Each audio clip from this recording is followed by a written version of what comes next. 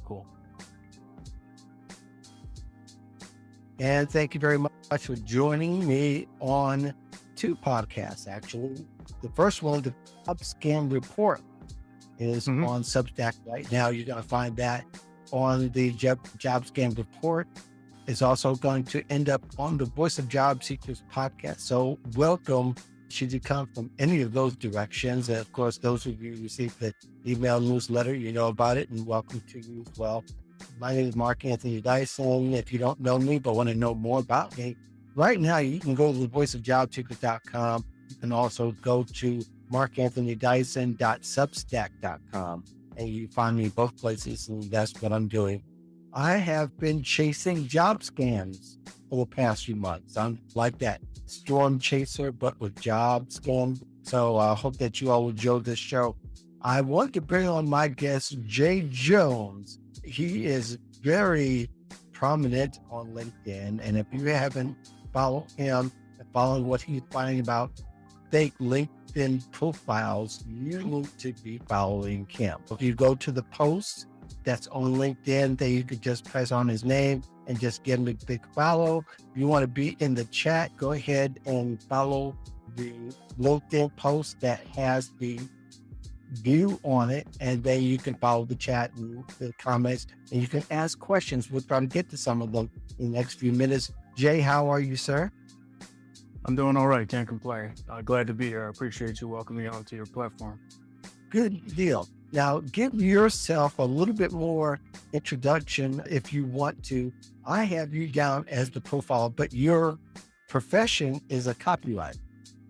Yeah, senior copywriter. I worked with an ad agency for nearly 3 years, and then I was unexpectedly laid off. Entering the job market, looking for my next opportunity. But when I first encountered the job market, I realized that there were a lot of scams out there and opportunities for people to lose money, lose hope. And so rather than just be mad about it, I decided to take action. And so that's where the profiler came from. And so what I do is when I see scams and different nefarious activities, I point them out so other people don't get taken advantage of. So you're like me. You saw some things that are some injustices, call them crimes. They are crimes, eh? They're cyber crimes. So we want to be really specific here. People are fumbling over. These people are presenting themselves as career coaches and resume writers. A lot of my colleagues I've known for many years, I know what's true or what's right and what a resume writer looks like. Other people who are probably just coming on, they want some help, they'll fumble across these career coaches, these fake career coaches, these scammers and resume writers. And your motivation pretty much is the same as mine, right? Yeah, because, what you're looking at in this job market is a lot of desperation. It's the worst job market I've ever seen. And so when you couple desperation with people looking to quickly find their next opportunity, what would normally not pass the eye test gets by them. And so they'll see something that looks like a legitimate profile. It'll have all the bells and whistles, the right keywords. But when you really dig deep, that it's just somebody being a bad actor and taking other people's good names and using it to steal from them. Absolutely. And being specific here, many of them are taking content from other people. Maybe you can dig a little bit more into that aspect. Yeah, what they'll do is they'll claim that they're certified. They'll claim that they're nationally certified resume writers. They'll lift and copy entire about sections, entire work histories. Some of the more sophisticated ones, they'll mix and match between different resume writers. So it looks more diverse and looks more appealing to someone who was either entering the job market for the first time after a long time or is first entering the job market. So both of them are highly susceptible to this. Right. And what's really important to remember, the people that are following these people, they're falling for their scams and they're paying money. In addition, whatever personal information they give, because the resume is pseudo job application or marketing or personal marketing. So they're getting very personal information and they're being able to use that against others, but they're also doing other dastardly things with them, right? Yeah, you pay for a resume that you think is going to be professional. And in some instances, It's just basically they put your information in the chat GPT and send it back, or they don't send you anything at all and just take your money. So let's get down to some of the basics here. We have a few minutes. Why don't we talk about the initial signs and maybe some things that kind of tip you off and what most people would say, that's strange. So what would you say would be a sign that people would often see and suspect, but they don't really delve into it because they're looking for help and and sometimes even desperate to take anybody's offering help. It's funny you say the word kind because that's the word that they use, kind. If you see the word kindly, run the other direction. Other than that, they'll claim certification. So one quick thing you can do is go to CPRW's website or NCRW's website, and you can actually search for the professional. So if you don't see their name there, that's a red flag in and of itself. And then also, if you use the open to work hashtag, anybody that says let's connect or send me a connection, please, or kindly message me, those are all scams, unfortunately. Yeah. And many times too, you'll notice that their activity is not very, you go to their profile, they don't have much activity other than the let's connect. So Constant reposts too, yo. yeah, it's just constant reposts and constant automation that they're drawn to. It may not even be a real person, but a real person has populated this, as you found out, right? Mhm. And they'll also use attractive women as their pictures. So, Mhm. that'll pass the eye test. It'll make you more likely to listen to them. Sure. And really, it's just a guy overseas trying to get your information. Yep. And how about company pages as well, right? Yeah, they'll mock up entire company pages. They'll take, you know, experiences and act like they worked at these companies. So there are a lot of legitimate companies that get wrapped up into this because there's no actual check and balance for who you can claim you work for, sadly, which there should be. Mhm. Yep. And many times they're going to not just set up one profile, they're going to set up many profile and connect them. So it makes it look like they have some legitimate presence on LinkedIn. Yeah, I've seen upwards of 3,000 of them. But what they'll do is they'll set up multiple profiles across multiple different companies and claim that they work at those companies. And it's a team of them, and they'll comment on each other's things and connect to anyone within the network that they're looking to scam from. And because they have these connections to legitimate people, somebody who's just entering the job market, they see legitimate people connected to the illegitimate, and they'll think that the illegitimate are legitimate. And I think when people realize that they're fake profilers, many of them have found out almost too late in a sense because they've already followed them, they've already engaged in some kind of conversation, and many times have paid these fake scammers. Yeah, and then there's the other aspect of the shame that comes with it. So people don't want to admit that they got scammed because they're afraid of looking incompetent. And especially in this job market where it's really intense competition, if you look or appear to be incompetent in any way, that could be a knock against you. But anybody can be scammed. So it's nothing to be ashamed of. It's something to learn from.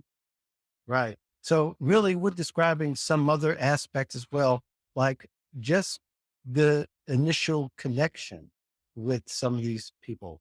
You see how impersonable they are. And very often they'll go and take you to another site. Yeah, yeah. They don't want to operate on the main platform. They want to get you to a sidebar somewhere else or have you click on a link or immediately upload your information somewhere. And in one case, it was this woman. It's a sad story. Her name is Amy Gomat, and she was recruited, she thought, for a job for the Shine or Sheen, the clothing company. They had an entire email thread. She had interviews. She ultimately had an offer. They sent her out a check, but the check was fake. Led to her quitting her real job to take this job that she thought was real. So now she's out of work and battling with the bank to try to get her money back. Yeah, this is sad because a lot of people have done that, not with just the idea of a fake career coach or a recruiter, a resume writer, or a career coach, but recruiters, hiring managers, and all that. And that's part of what I've been chasing and the aspect that people have portrayed themselves, even if used real profiles themselves and Hmm. say, yeah, I'm so, and I'm on a special assignment to recruit this way and you look at the profile You find the profile, go, wow, this person really is who they say they is. But if you dig a little bit deeper, you get a little suspicious when that position's not announced, or you go to the company site and you don't find anything that relates to that position there. Yeah, that's exactly what happened with the Sheen example. They pretended to be Katie He, I believe that's how you pronounce her name, and she's in talent acquisition there. And they pretended to be her, but the actual person, she posted on her page that this is an ongoing scam that they're aware of and they're advising people to look out for. Yeah. So those kind of announcements from those professionals, when they hear about scam being done in the company's name or their personal name and using their profile, they should set out a warning. And when you see that warning, you need to run. Definitely. And it's not so much on the companies in themselves because they can't track everything, Now, but when they immediately, when they're made aware of it, they should notify people. absolutely. And that I'm not insinuating at all. That's Mm, not uh, a behavior that legitimate companies would actually do. But mhm, all that to say is that scammers understand the behavior of people. They use the social engineering aspect and tactics to knowing that desperation equals not verifying mhm. and not validating the person that being reached out, who's reaching out to them and saying, well, this person's legit. Let me make sure this person is. Yeah, because in her situation, Amy is again, she was excited because of the name of the company. Right. She wanted to get out of a bad situation that she was in. And so a lot of the things that you would catch, you miss. Yes, correct. Now, are you finding that some of these scammers, I have yet to see one, but maybe you've seen, are they having, or do they get endorsements and recommendations? Now, I understand that these may be fake, but Mhm. have you found any profiles with them on it? I've seen multiple actually where they have people that have given them recommendations and it was confusing to me. But what I think is what's going on is a lot of payments that are being passed, paying people to give reviews, or maybe they're doing a few legitimate resume writing opportunities so that they can in turn scam on the back end. So it's an intricate network that's ongoing. Right. And like you said, it's a network. So it's a ring, a front Hmm. ring in essence. So they can get all their connections that are in it together and to create an illusion that Hmm. they are legitimate because they're connected to people. They've got the recommendations. So in your, have you ever looked at the LinkedIn URL as a Yeah, way, yeah. is it to match to see if they have any consistent bearing one on the other, or does it just seem like it's random? See, this is the downside of exposing this kind of stuff because it makes them better at doing it.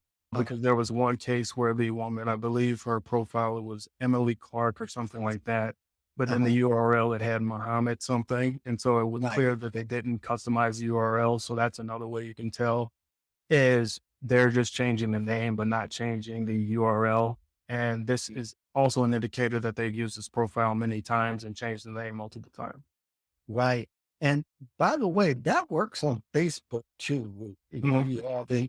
If you all are checking us out here, you look at someone, they'll have a moniker, and you look up at the URL. Years ago, they put their real name, and they know they can't change that. Mhm. That's a sign, and we should ask the questions if you get a post of that. Now, how about we've talked about unusual activity.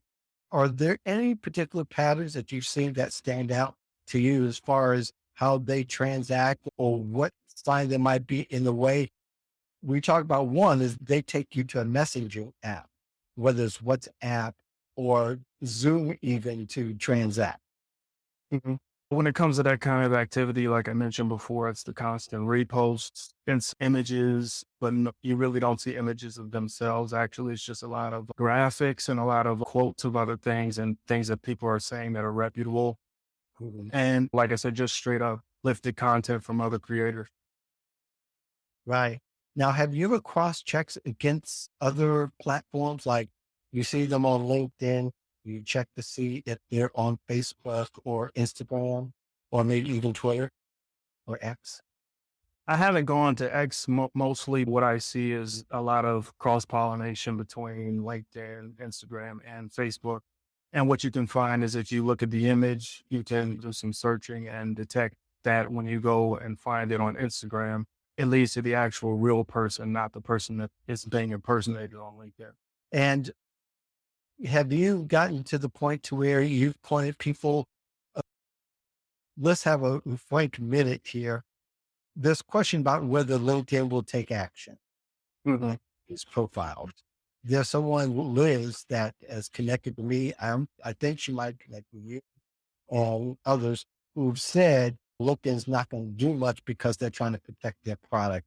Do you have a stronghold on that, or are you still trying to figure that part out? It's double edged, to be honest, because on the one hand, I've seen success in getting these profiles deleted. So that lets me know that they're doing something. Uh-huh. But then on the other hand, with the blatant evidence, it should just be a sweeping block of anything that resembles this. For example, 10 Star Resume Limit is the most recognizable company that I've come across that is And scamming. There's still a few accounts active, and some of them are ones that I've already spoken about, but it's a combination of this stuff is pretty obvious when you really delve deep into it, but the platform this big, it shouldn't be this, easy to insinuate or easy to pretend to be other people.